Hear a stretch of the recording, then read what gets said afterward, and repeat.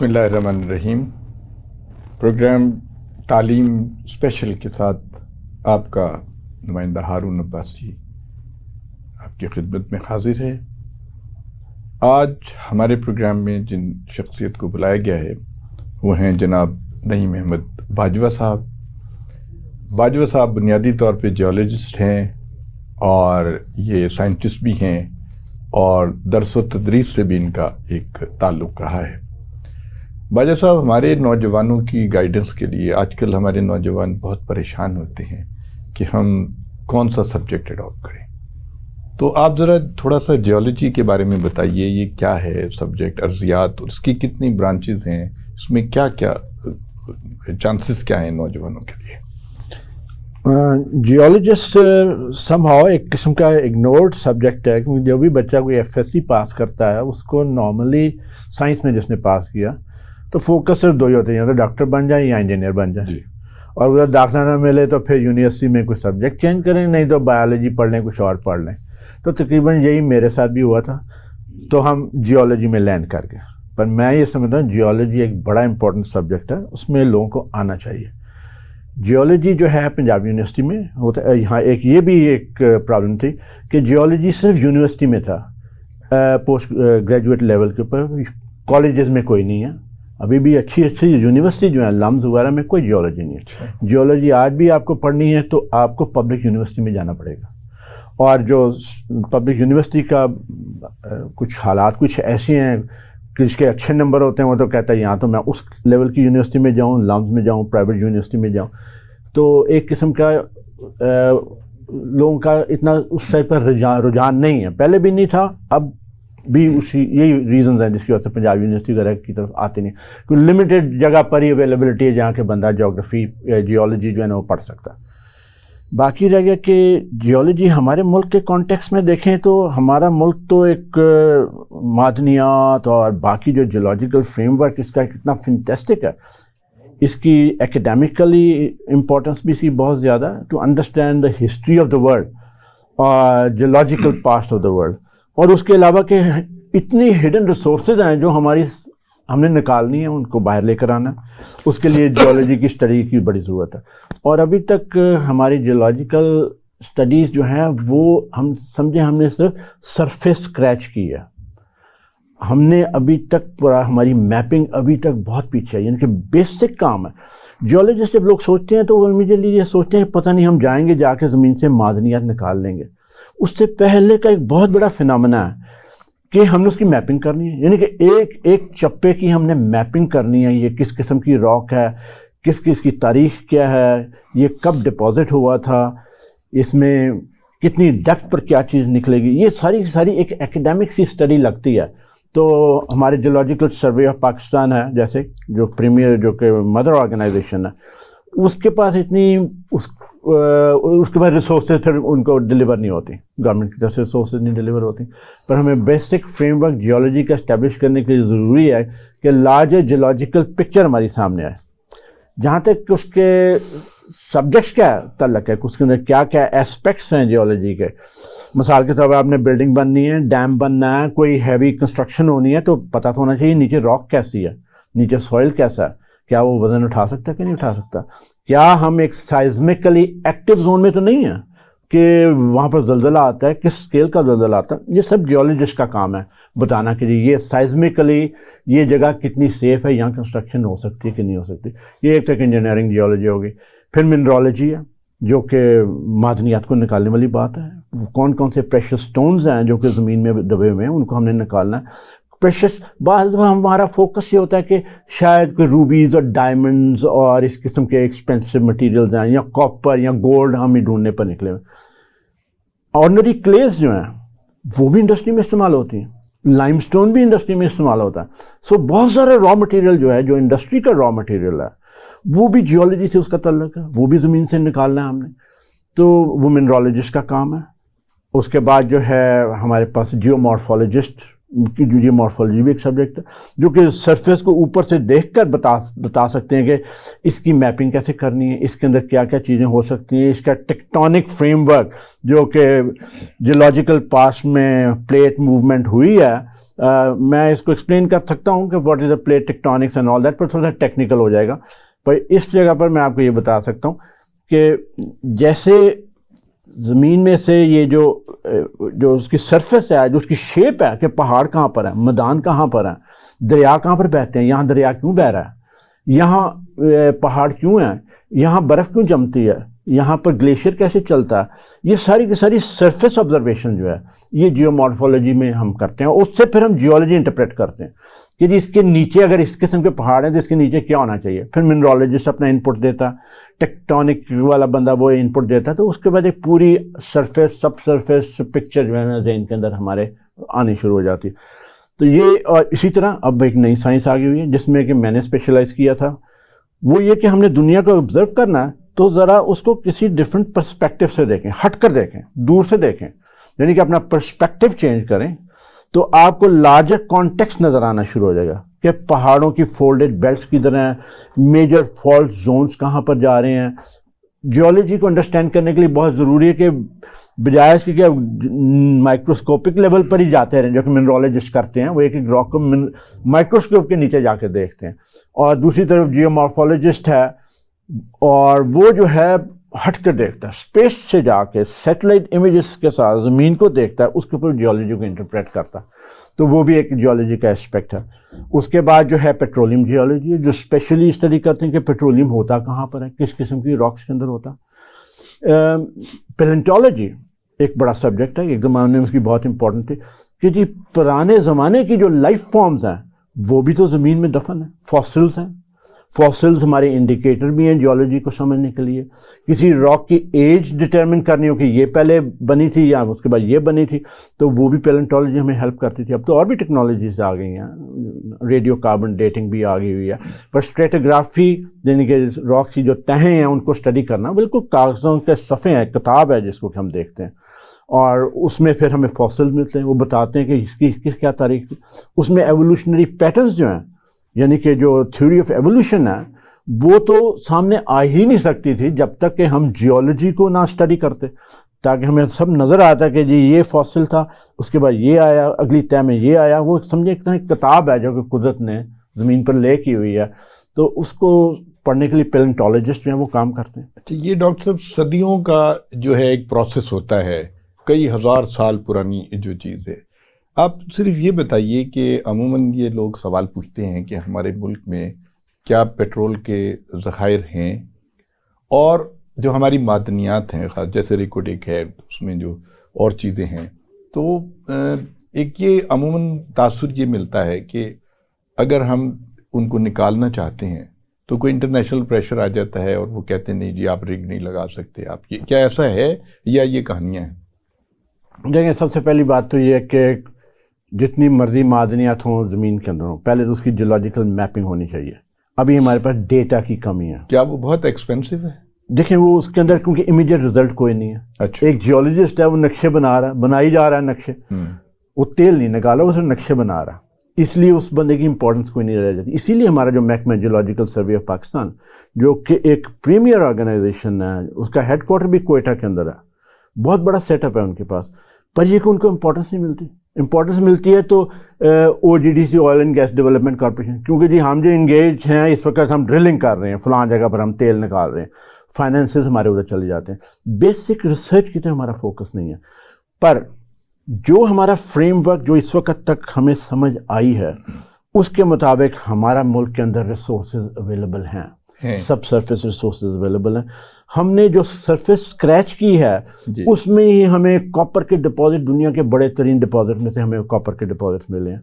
ریکوڈک ہے, چاغی کے اندر ہے. اچھا, کول کے بھی ہیں میرا, کول کا بہت بڑا ہے. کول کا جو ہے بہت بڑا ڈپازٹ جو ہے ہمارا تھر پارکر کے اندر نکلا, اس کی وہ بھی دیکھیں. ہم عام طور پر میپنگ کے ہی سلسلے سے ہم پہاڑوں کی جا کے میپنگ کرتے ہیں. وہ صحرا کے اوپر نیچے کوئلہ پڑا ہوا تھا, صرف سروے ہی نہیں ہوا تھا, اور اتنا نزدیک ہے کہ وہ سرفیس مائننگ ہو رہی ہے. یہ نہیں کہ اندر کوئی ایڈیٹس یا پٹس لگا کر نیچے جا رہے ہیں, اوپر سے وہ ریت شیت اتارتے ہیں اور اس کی تہ تک, کوئلے کی تہ تک پہنچ جاتے ہیں. It's one of the biggest coal reserve.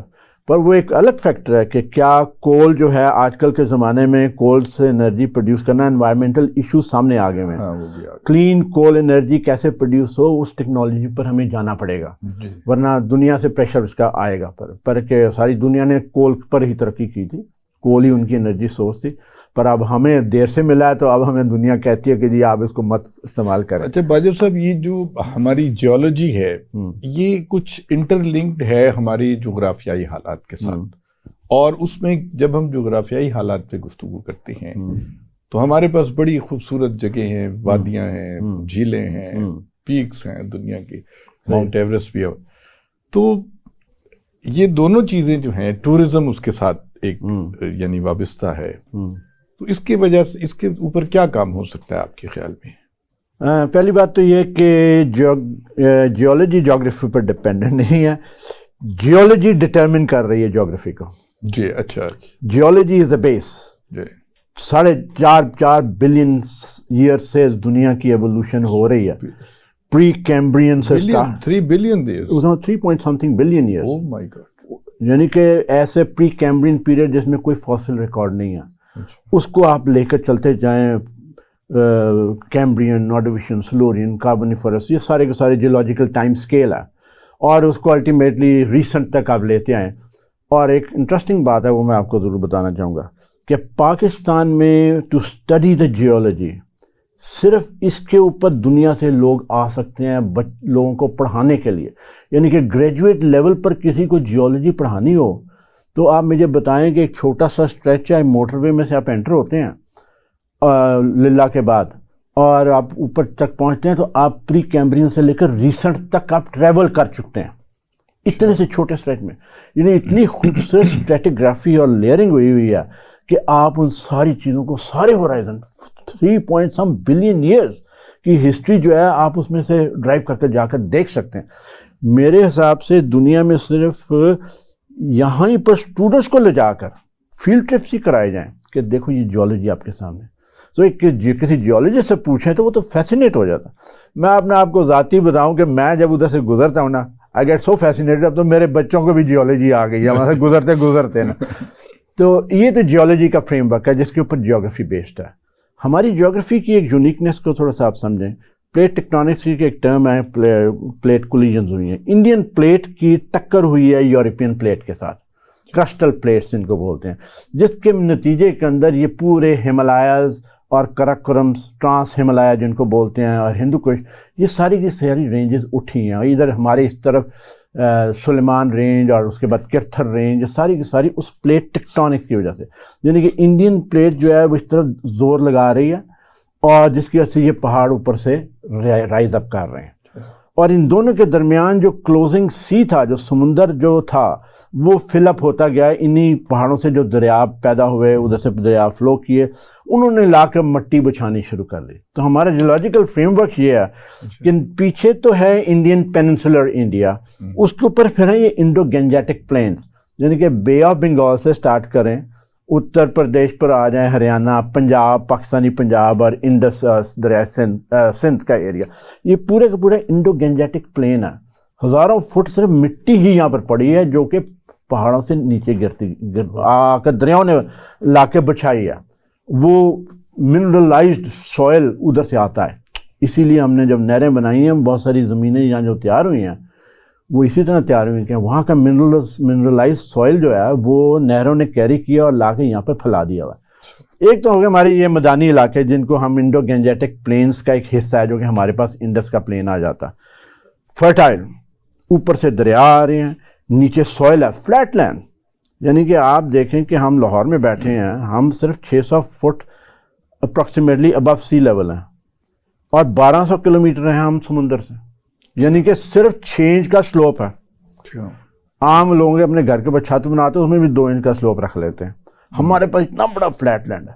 ہمارے دریا جو ہیں اس میں لہراتے جاتے ہیں, میانڈر کرتے ہیں, فلڈ کرتے ہیں, رچ سوئل کو اسپریڈ آؤٹ کرتے ہیں, اور اس کے اوپر ہماری کراپس لگتی ہیں. یہ ٹریڈیشنل تھا. اب تو ہم نے نہریں نکالی, انگریزوں کے ٹائموں سے نہریں نکلنی شروع ہیں, تو وہ مٹی لا کر بچھاتے ہیں, فرٹائل منرلائزڈ سوئل, جس کو کہ یورپ امریکہ میں راک ڈسٹ بھی بولتے ہیں, جو کہ پیکٹوں میں ڈال کر لوگوں کو سپلائی کرتے ہیں. تو یہ تو بڑی قیمتی, بہت قیمتی چیز جس میں منرلز ہیں. آپ ایک اور بات بتائیے, یہ جو ہمارے گلیشیئر ہیں, یہ کیا with the passage of time یہ پگھل رہے ہیں, یا اس کا کوئی نقصان ہونا ہے, یا ہم نے کیا اس سے فائدہ ہو سکتا ہے؟ ایک تو یہ میں نے پلینز کی بات کی تھی, اسی کولیجن کے نتیجے میں ہمارے ہمالیاز بنے, اور ہمالیاز کے پیچھے کراکرمز اور ساتھ ہندو کش. یہ جو پہاڑ ہیں ان کی ہائٹس جو ہیں 8000+ میٹرز, یہ دنیا میں سب سے زیادہ کانسنٹریشن ہمارے پاس ہے. ہمارا یہ جو northern area is known as third pole, یعنی جیسے قطب شمالی قطب جنوبی جو برف سے بھرا ہوا ہے, دنیا کا تیسرا پول اگر سمجھا جائے اس پوائنٹ آف ویو سے کہ یہاں پر برف کتنی ہے, ایکومولیشن کتنی ہے, تو وہ ہمارا ایریا ہے کراکرم ہمالیہ ہندو کش کا. یہ جو جنکشن پوائنٹ ہے جس کی اتنی ہائٹ ہے کہ جو برف پڑتی ہے پچھلے سال کی, اگلے سال وہ پگھلتی نہیں ہے تو اگلا سال آ جاتا ہے. اور یہ صدیوں سے ہوتا گیا, اس سے جو ہے برف دب کے کمپیکٹ ہو کے ویلیز میں نیچے آ گئی ہے. اب اندازہ کریں کہ ہر سال برف پڑی اور پچھلے سال کی پگھلی نہیں, اگلے سال کی آ گئی, تو جو پچھلے سال کی وہ نیچے دب گئی. اندازہ اس پر پھر دیکھیں صدیوں تک وہ یہ ہوتا آ رہا ہے, تو وہ پھر جو ہے نا برف جم کے ویلیز کے اندر نیچے کی طرف آنی شروع ہو جاتی ہے. یہ گلیشیئر ہے. اگر ہمارا یہی سپیڈ رہے برف جمنے کی اور اس برف کا پریشر پیچھے سے آنے کی, تو ہمارے گلیشیئر ایڈوانس کرتے ہیں.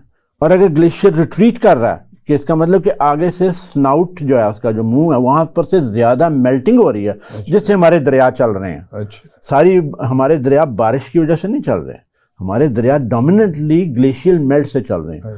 اور آئیڈیل بیلنس تو یہ ہے کہ جتنی برف باری ہوئی اتنی میلٹ ہو جائے, تاکہ گلیشیئر. پر جب ہم دیکھتے ہیں کہ گلیشیئر ریٹریٹ کر رہے ہیں, پیچھے جا رہے ہیں, اس کا مطلب یہ کہ اب ٹیمپریچر بڑھ گیا, برف کم پڑ رہی ہے, میلٹنگ زیادہ ہو رہی ہے. اس کی ریپرکشنس کیا ہیں؟ اور یہ جو گلوبل وارمنگ پر ہم آ گئے ہیں, گلوبل وارمنگ کی وجہ سے یہ ہماری گلیشیل میلٹ ہو رہا ہے. اگر یہ میلٹنگ بڑھتی ہے تو ان کمنگ ایئرس ہمارے پاس فلڈنگ کے زیادہ تھریٹس ہیں. لانگ ٹرم میں ہماری کنڈیشنز ایریڈ ہو جائیں گی, ہمارے پاس پانی نہیں ہوگا, وہ فیوچر کی بات ہے. پر امیڈیٹلی ہمیں اس کا فلڈ فیس کرنا پڑے گا کہ ایکسیسو میلٹنگ ہوگی. سو یہ ہمارے جو گلیشیل میلٹس ہیں, گلیشیل ایریاز ہیں, یہ جیوگرافی ان کی ڈیپ, ان کی ویلیز ہیں اور بڑے ہائی ماؤنٹنز ہیں. اور یہ دنیا میں اس کا ایک اور, یہ بھی جیولوجی جیوگرافی کا ایک اور اسپیکٹ ہے. ساری دنیا سے ایلپائن ٹورزم جو ہے, ایلپائن کلائمبنگ ہے, ہائی ماؤنٹینئرنگ ہے, پاکستان از اے ہیون. ہمیں وہیں پر سے بہت سارا فارن ایکسچینج اور ریزرو, ہمیں وہیں سے بھی ایکسچینج, وہاں سے پیسے مل سکتے ہیں. دنیا سے لوگ آتے ہیں اس کو. ہیلی اسکینگ, میں وہ ٹورزم کی طرف آ گیا ہوں, جس کا کہ تعلق اسی گلیشیل میلٹ سے, گلیشیل ایریا سے ہے. تو ہمیں ہیلی اسکینگ, ہیلی کاپٹر کے ساتھ اوپر سے لوگ اتارتے ہیں, اس کے بعد اسکی کرتے ہوئے نیچے آتے ہیں. سو دیر از infinite number of possibilities existing there. آپ نے شروع میں راکس کی بات کی تھی, آپ یہ بتائیے کہ ہمارے جیسے نمک کے پہاڑ ہیں, ہمارے یہ ماربل ہے, یہ سارا کچھ ہے, تو یہ کیسے پیدا ہوتا ہے, کتنی صدیوں کا پروسیس ہے یہ جو اور یہ کس علاقے میں کیسے ہے, ہماری کیا خوش نصیبی ہے کہ ہمارے یہاں یہ چیزیں ہیں؟ دیکھیں اس کے اندر یہ ہے کہ یہ جو جیولوجی کی اسٹڈی یہی ہے کہ کس طریقے کے ساتھ کس چیز کی کون سی چیز کہاں پر پیدا ہوگی. کچھ ایسے ہیں جو کہ سیڈیمنٹری ایریاز ہیں, وہاں پر سیڈیمنٹری راکس بنتی ہیں, اس کے بعد اس کی میٹامورفزم ہوتی ہے, ٹائم اور انرجی کے ساتھ جو ہے وہ راک کمپیکٹ ہو جاتی ہے, اس میں واٹر کی موومنٹ بھی ہوتی ہے, اس میں منرلائزیشن بھی ہوتی ہے, اس میں ایک قسم کی راکس تیار ہو جاتی ہیں. لائم سٹون ہے جیسے, جس سے کہ جو کہ میٹامورفوز ہو تو اس کے ہی ماربل بن جاتا. اسی طریقے کے ساتھ جو ہے ہمارے جو زمین میں سے اگنیس راکس ہیں, وہ اس میں سے گرینائٹ, ڈائیورائٹ, اس قسم کی جس سے بہت اچھی ہماری یہ جو ماربل اور یہ جو گرینائٹ جو لوگوں میں کنسٹرکشن کا استعمال ہوتا ہے, وہ ساری کی ساری چیزیں اس میں سے نکلتی ہیں. سالٹ بھی جو ہے, یہ بھی ایک ہمارے ایک بہت بڑا دنیا کی, I think we are number 2 in the world in the salt. ہمارا اس کو کہتے ہیں ہمالین سالٹ, جو کہ مس نامر ہے, it's not Himalayan salt, it is salt from Khewra. اور یہ انڈیا والے بھی ہمارے سے لے کر نا پیک کر کے پنک سالٹ وہاں سے مہنگا بیچ دیتے ہیں، وہ ساری دنیا میں بیچ رہے ہیں. پاکستان کو اس پر ایک دیر از این انٹرنیشنل لا کہ اوریجنل سورس جو ہے اس کا کریڈٹ اس کو جانا چاہیے. سو دس اگر کوئی کہنا کہ جی یہ سالٹ ہمالین ہے تو پاکستان اونز اٹ، اس نام کو، اس سالٹ کو. ہمارا جو کھیوڑا سے نکلتا ہے سالٹ پنک سالٹ ہے، اٹس این ویپورائٹ ڈپازٹ، یعنی کہ پانی ویپوریٹ کر گیا تو باقی سالٹ نیچے رہ گئے ہیں. محترم سامعین، ابھی آپ گفتگو سن رہے تھے جناب نجیب احمد باجوہ صاحب کی، جو بہت ہی کمپیٹنٹ جیولوجسٹ ہیں، سائنٹسٹ ہیں، اور ان کی بہت ریسرچ ہے اس سبجیکٹ کے اوپر. ہمیں یقین ہے کہ آپ کو ان کی گفتگو سے استفادہ کریں گے آپ، اور ہماری نوجوان نسل جو ہے ان کے لیے بڑی انہوں نے گائیڈنس دی ہے. بہت شکریہ.